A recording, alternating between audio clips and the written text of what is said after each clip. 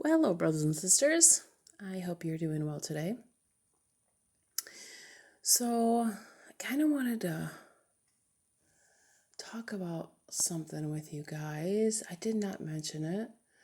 That happened, I want to say like a week ago or so. Um, so most of you know, unless you're new, that my husband goes to church and I do not go with him. And the reason why I do not go with him is because it's a church that believes in and supports the you know what. So I know that it's against scripture, and so I don't go. I also know before all this happened, when the you know what first came out, the Lord had just given me the message. He wasn't given the saints any more warnings about not doing it. And so the pastor and the pastor's wife had came over at that time to pick up some honey because my husband takes care of bees. And the Lord had me speak to them. My husband was actually offended with me at that time because he felt like I shouldn't, he called it bombarding somebody and making them feel uncomfortable in our home. But God doesn't care about your comfort. He cared about their heart, and he cared about getting a message of obedience out to them.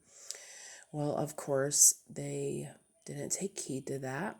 And, they support it and have it for themselves. And my husband does not have it. And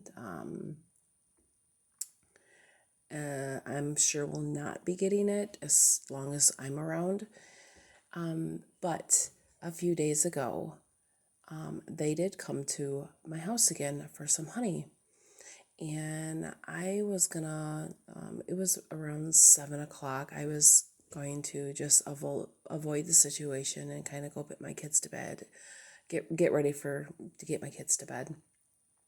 And they ended up coming in, and I was downstairs, but I was in the kitchen, so they couldn't really see.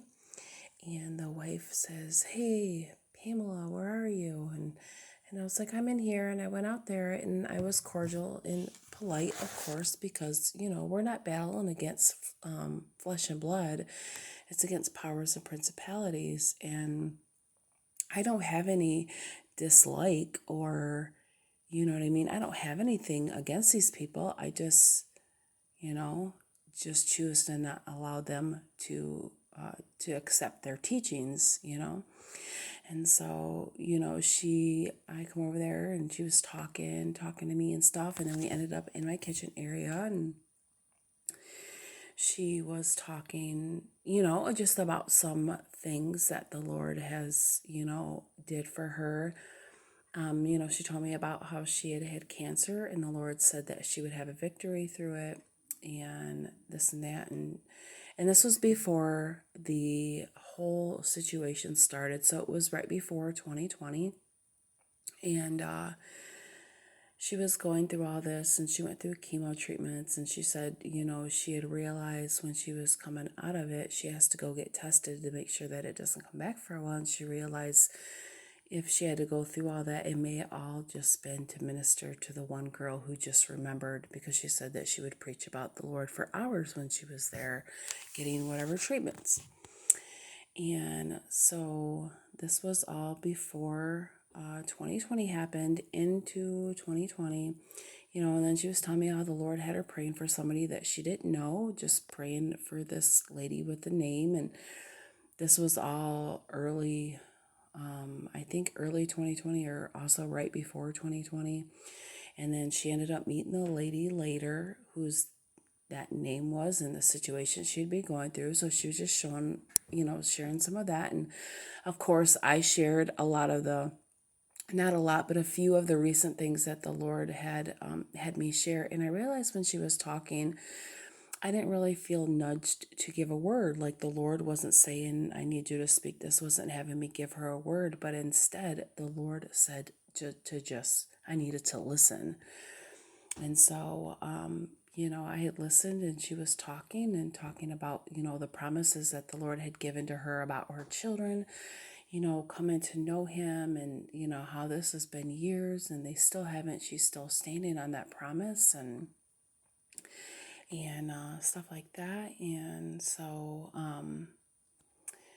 she continued to talk, and I continued to listen. And, if a situation came in where I was led to share, then I did so. We had about a half an hour conversation.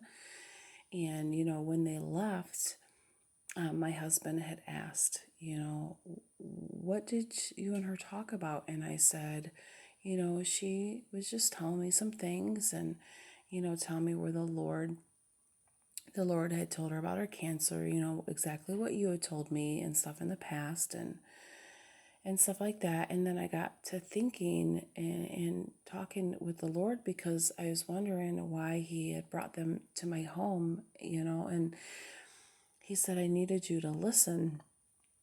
And so I got to just meditate. I was like going over what she had said to me, and then the Lord had shared that she shared things that the Lord had done in her life, but everything that she shared was before the what came out, and before she taken the what.